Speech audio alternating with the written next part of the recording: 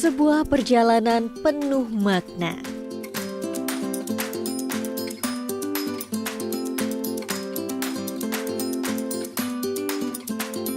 Singgah di kota nan penuh dengan ragam sejarah bangsa, daerah dengan budaya dan tradisi kerajaannya.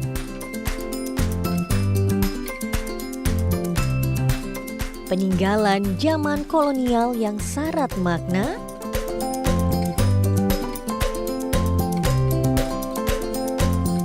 juga bangunan tua nan tersisa dengan kokohnya.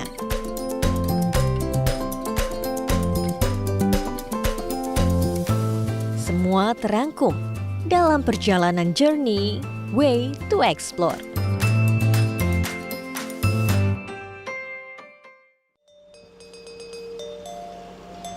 Selamat datang di Siak Riau.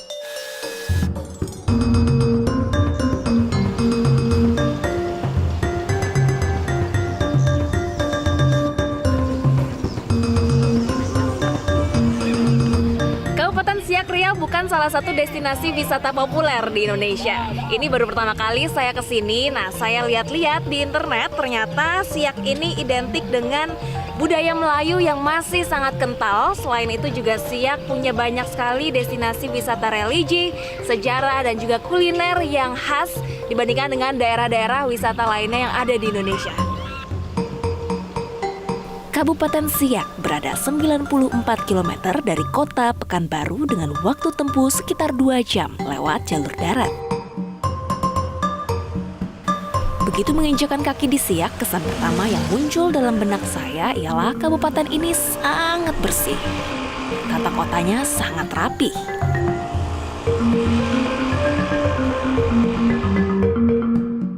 Saya sudah janjian dengan Dewi Puspita Lestari, warga lokal Siak. Dewi mengajak saya untuk menikmati wisata Sungai Siak menggunakan sampan. Cukup merogoh kocek Rp15.000 per orang, wisatawan dapat menikmati wisata Sungai Siak menggunakan sampan dengan dekorasi khas Melayu ini. Ada beberapa destinasi wisata menarik di tepi Sungai Siak, seperti Masjid Syahbudin dan Balai Kerapatan. Apa sih yang paling dibanggakan kalau jadi warga Siak? Saya sangat bangga tuh memiliki peninggalan sejarah seperti istana gitu. Nah, istana itu kan dulunya itu menyerahkan kekayaannya, harta kekayaannya sebanyak 13 juta golden untuk kemerdekaan RI. Itu yang membuat bangga sebagai warga Siak. Wow, nanti kita ke istananya ya.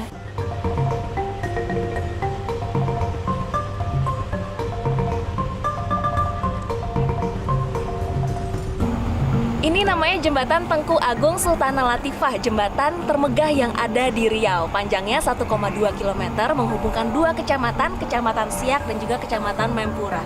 Kalau dulu sebelum ada jembatan ini, orang-orang menggunakan sampan ya untuk menyeberang antar kecamatan.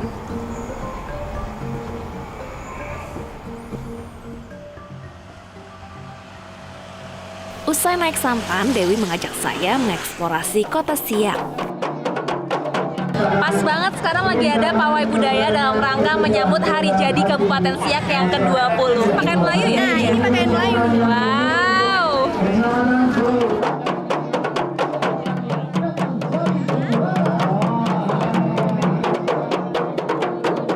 Pertama, kami mengunjungi Istana Siak yang menjadi simbol serta kebanggaan tanah Melayu ini.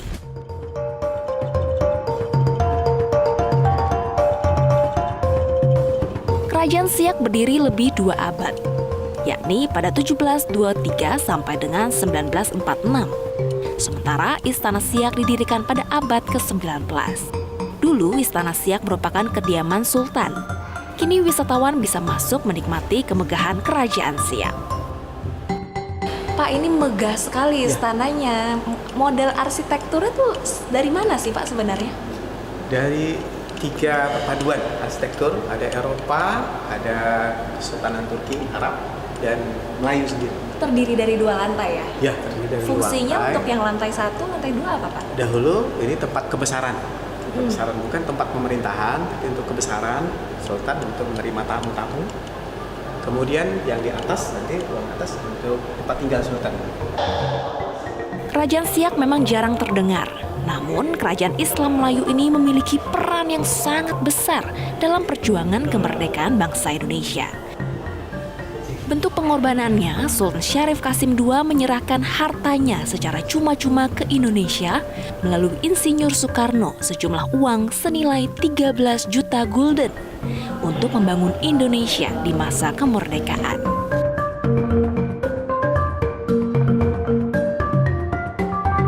Di dalam istana ini terdapat benda-benda koleksi peninggalan Sultan Kerajaan Siak yang merupakan kerajaan Islam Melayu terbesar pada masanya. Beberapa di antaranya mengandung cerita mitos yang sangat unik. Ini salah satu koleksi kita yang dicari oleh pengunjung, mitosnya bahwa Kitchen Memories ini bisa awet muda. Silakan. Oh, jadi harus deket banget ya Pak ya? Deket banget.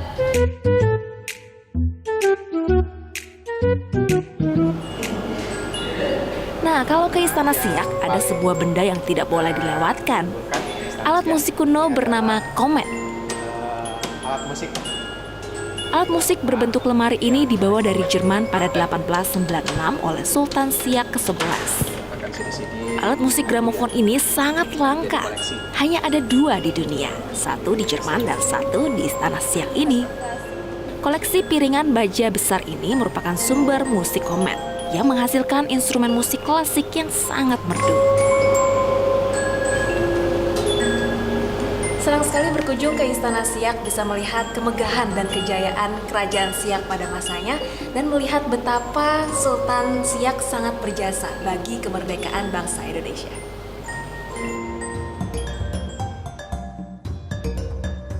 Selain istana, ada banyak destinasi wisata di sekitarnya, di antaranya Masjid Syihabuddin.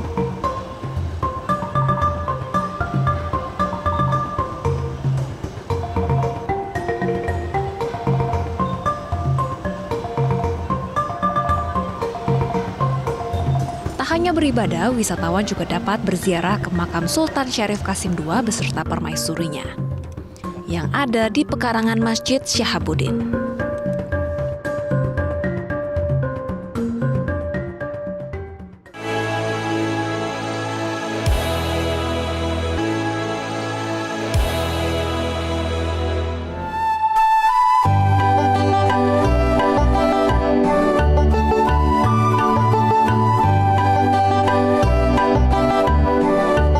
Semarang, ibu kota Jawa Tengah yang syarat akan nilai-nilai historikal. Berwisata ke Semarang ibarat masuk dalam lorong waktu. Kota ini memiliki sudut-sudut yang masih bernuansa tempo dulu.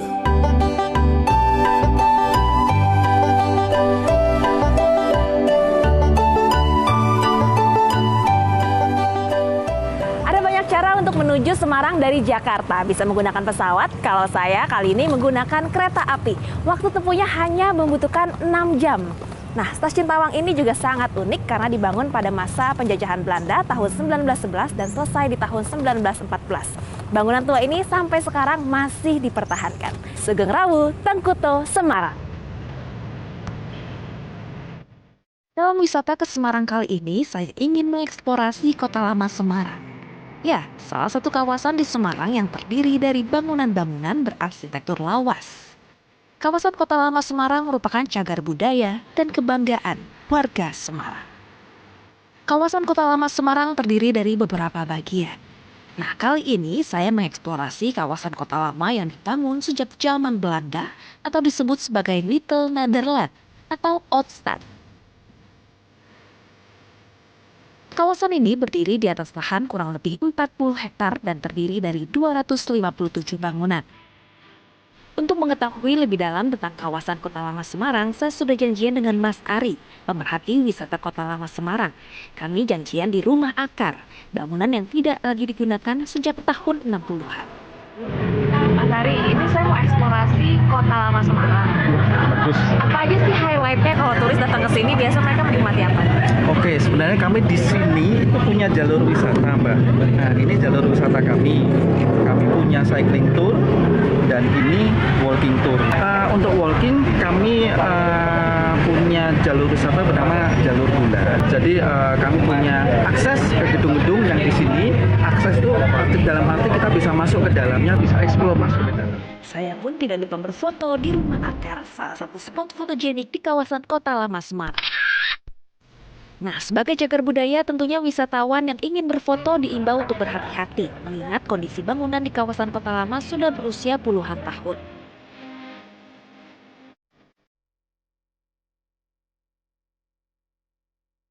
Secara umum, karakter bangunan di kawasan ini identik dengan gaya Eropa. Mas Ari mengajak saya mengintip ke dalam salah satu bangunan di kawasan Kota Lama Semarang. Bangunan ini diberi nama Monod Hais. Menurut sejarahnya, Monod Hais merupakan gedung bekas milik Raja Gula Oi Tiong Hwam. Gedung ini sempat terbengkalai, namun kembali dihidupkan sejak tahun 2016. Suasana tempo dulu di bangunan ini masih amat terasa, didukung dengan interior dan perabotan jadul alias zaman dulu. Semua yang ada di sini masih original atau bagaimana?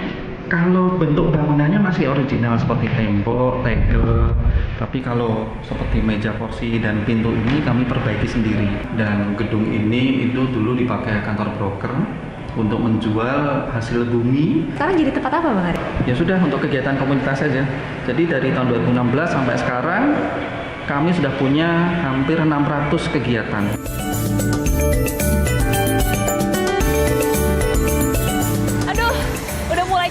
Jalan kaki karena luas Kota Lama Semarang ini kurang lebih 40 hektar. Nah, di Kota Lama Semarang ini ada banyak cara untuk mengelilingi Kota Lama Semarang dengan berjalan kaki, tapi kita juga bisa sewa sepeda atau skuter. Sepeda atau skuter ya. Skuter aja deh. Caranya tinggal download aplikasi, lalu tinggal di scan barcode yang ada di sini. Let's go! Yuhu! Ini namanya mengelilingi daerah kolonial dengan gaya milenial.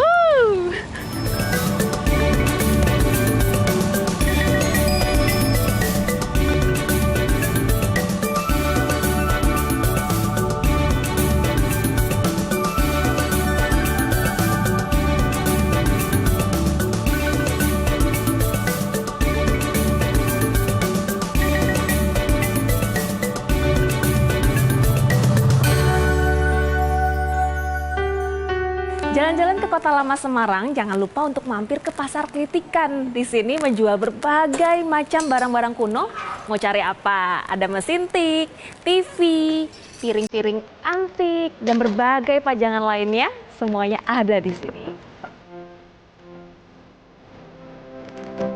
Pasar Kritikan ini terletak di Galeri Industri Kreatif di Gedung Perusahaan Perdagangan Indonesia. Keberadaan barang antik ini menjadi primadona bagi kolektor pecinta barang antik. Bukan hanya koleksi dari zaman kolonial, tapi juga banyak benda-benda era tahun 80-an dan 90-an. Sehingga pengunjung yang datang bisa bernostalgia. Barang antik di Pasar Kritikan Kota Lama Semarang dijual dengan harga yang bervariasi, mulai dari ribuan rupiah saja, hingga yang mencapai jutaan rupiah. Bahkan biasanya kolektor rela merogoh kocek dalam untuk mendapatkan barang kuno yang diinginkan.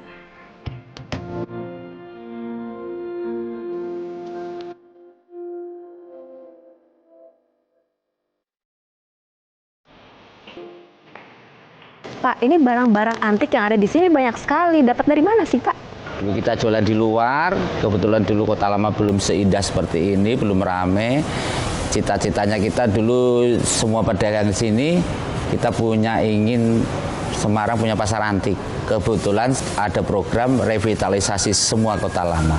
Kalau barangnya, kita dari hobi, cinta dulu sama barangnya, terus kita bikin pasar seni, kita keluarin di sini. Jadi kalau ke Kota Lama Semarang jangan lupa untuk mampir ke Pasar Kritikan ya, Pak? Iya.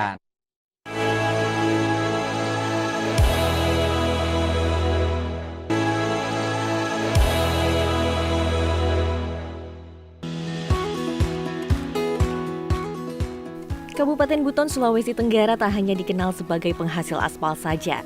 Daya tarik wisatanya pun tak kalah memukau. Dimulai dari sejarah. Pulau ini memiliki benteng keraton Buton dari masa Kesultanan terdahulu. Dari titik saya berada ini, travelers akan merasakan pesona matahari terbit yang menghangatkan. Serta dapat melihat pemandangan kota hingga selat pulau antara Buton dengan Muna. Dengan luas 23,3 hektar, inilah benteng terluas di dunia dan mendapatkan penghargaan di Indonesia ataupun di dunia pada tahun 2006. Benteng ini terbuat dari batu kapur loh, travelers. Berada di kota Bau-Bau, benteng ini memiliki tinggi 2 hingga 8 meter dengan 12 pintu gerbang dan 16 emplasemen meriam. Tak jauh dari gerbang utama, saya bertemu dengan pemandu wisata untuk mengetahui sejarah lebih dalam lagi. Halo Mbak. Halo Ibu. Oh, dari mana ini? Saya dari Jakarta. Ini lagi lihat-lihat benteng keraton ini. Oh iya, iya. Kami sini kalau belum pernah pegang satu situs namanya Batu Wolio, dia belum dianggap sah sampai Tanah Buton. Oh, berarti saya harus pegang dulu. Iya dong. Oke, di mana lokasinya Ibu? Boleh di Sebelah sana. atas, Kita ya. jalan ke depan ya. Boleh. Oke.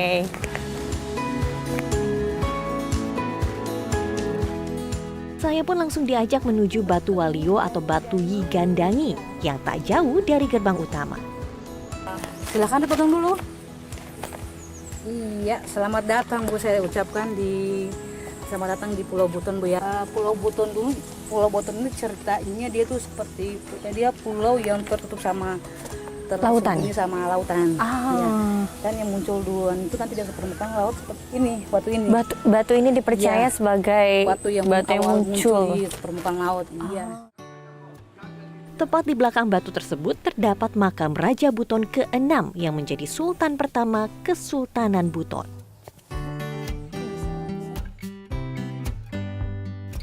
Berarti sebenarnya sosok Sultan Murhum ini dikenal karena apa? Perannya sebagai apa gitu? Apakah ada kebijakan yang dibuat sehingga menjadi sosok yang dikenal gitu dari berbagai daerah di Sulawesi Tenggara ini? Iya, karena beliau berjasa.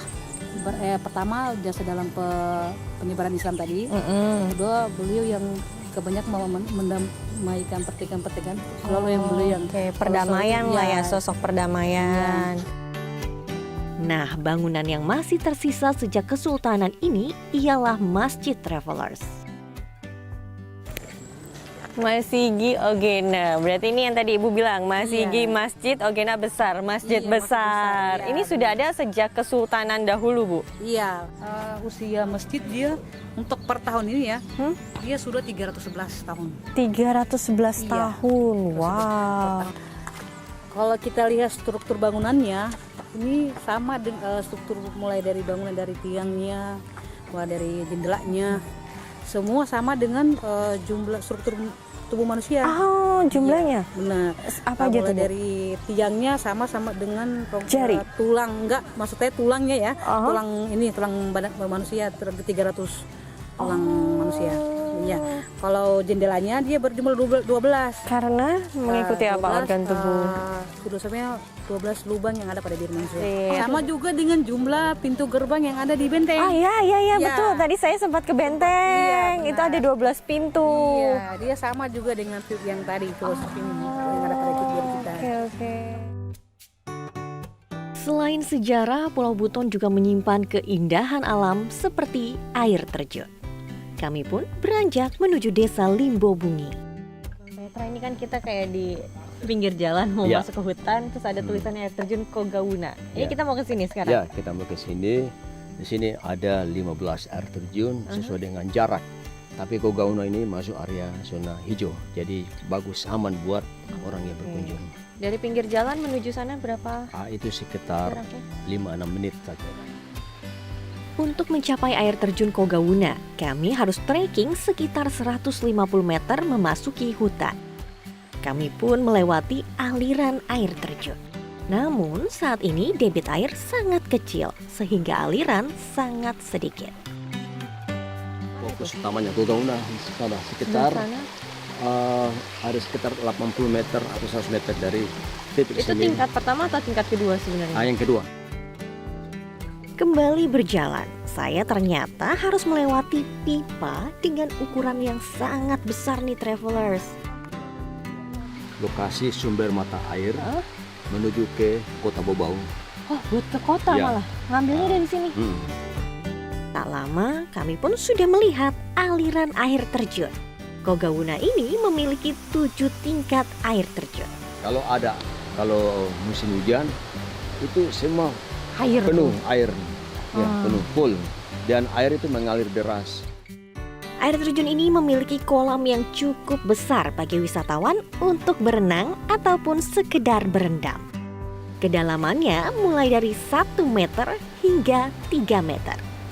Sedangkan arus air tergantung terhadap debit air saat itu. Kemarau. Paling bagus di bulan apa berarti kalau misalnya Ya, ini wisatawan mau kesini? kalau Januari hujan keras, tapi belum aman karena masih keras, Bahaya ya ya, wisatanya ya. keras, dan airnya warna coklat.